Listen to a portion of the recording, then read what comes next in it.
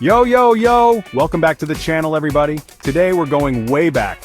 Back to a time when bell-bottoms were cool, disco was life, and South Africa was stuck in the dark ages. I'm talking about apartheid. Imagine a world where your entire life, from where you lived to who you could love, was dictated by the color of your skin. In this video, we're gonna dive deep into 10 of the most shocking laws from the 1970s. A real greatest hits, or should I say worst hits, compilation of segregation. We're talking about laws so ridiculous, so blatantly unfair that you'll be wondering how anyone ever thought they were a good idea.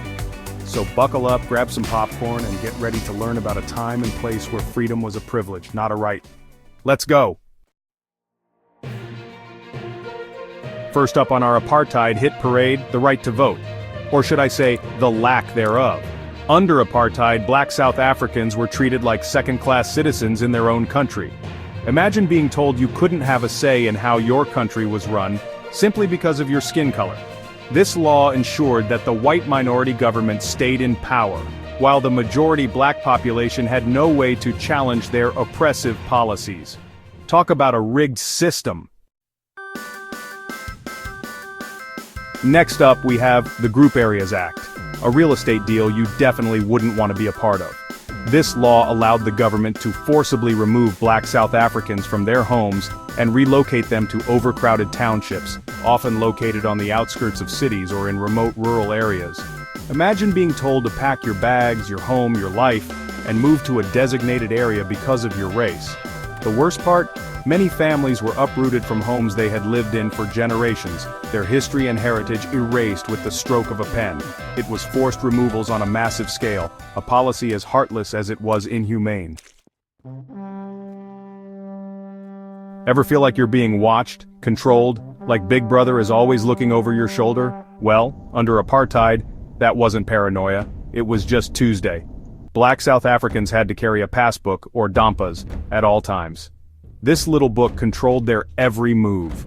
Imagine being stopped by the police and asked for your papers, not because you committed a crime but simply because of the color of your skin. Failure to produce your dampas on demand could lead to arrest, detention, and even imprisonment. It was a system designed to restrict movement, to control and confine, turning everyday life into a game of permission to exist. They say love conquers all, but apparently they hadn't heard of apartheid. The Immorality Act of 1957 made it illegal for people of different races to marry or even have romantic relationships.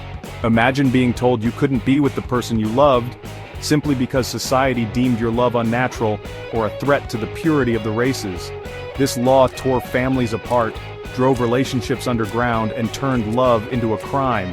Because, nothing says we're winning like criminalizing love. Now let's talk education, or rather, the lack thereof. Under apartheid, education wasn't a right, it was a privilege, and it was a privilege reserved for white South Africans.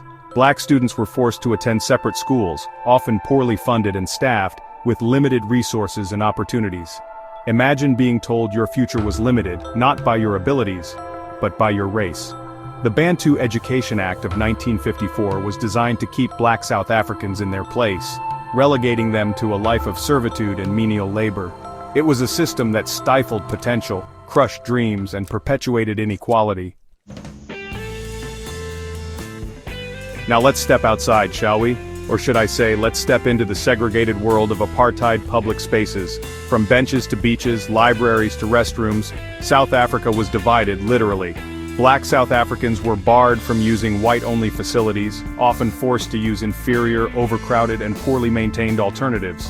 Imagine being told you couldn't sit on a park bench, drink from a water fountain, or even walk on the same side of the street as a white person. This system of petty apartheid, as it was known, was designed to humiliate, to dehumanize, to remind black South Africans of their inferior status at every turn. Time to get down to business, or rather, the lack of business opportunities for black South Africans.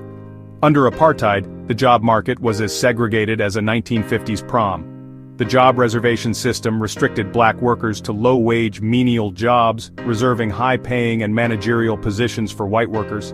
Imagine being told you couldn't be a doctor, a lawyer, or even a manager because of your race. This system ensured that black South Africans remained economically disadvantaged, dependent on white employers and trapped in a cycle of poverty. Now let's talk labor rights, or should I say the lack thereof. Under apartheid, black workers were denied the right to form unions or to strike. Imagine being told you couldn't complain about your working conditions, you couldn't ask for better pay, you couldn't even meet with your coworkers to discuss your grievances. This law ensured that black workers had no legal recourse against exploitation, no way to fight for better wages or working conditions. It was a system designed to keep them powerless and at the mercy of their employers. Let's talk land, shall we? Because under apartheid, land ownership was the ultimate symbol of power, and it was a power reserved for white South Africans. The Land Acts of 1913 and 1936 prohibited black South Africans from owning land in most parts of the country, restricting them to overcrowded and often infertile reserves. Imagine being told you couldn't own a piece of the land you called home, the land your ancestors had lived on for generations. This law dispossessed black South Africans of their ancestral lands, forced them into economic dependence, and created a system of racial segregation that permeated every aspect of society.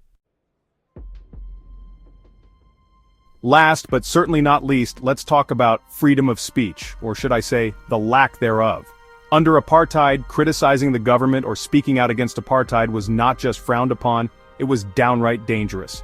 Anti-apartheid activists faced harassment, intimidation, arrest, detention without trial, torture, and even assassination.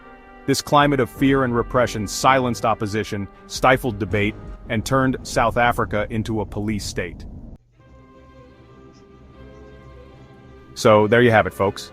10 of the most shocking apartheid laws that governed the lives of millions of black South Africans. These laws were designed to control, to segregate, to dehumanize, and to maintain a system of white supremacy.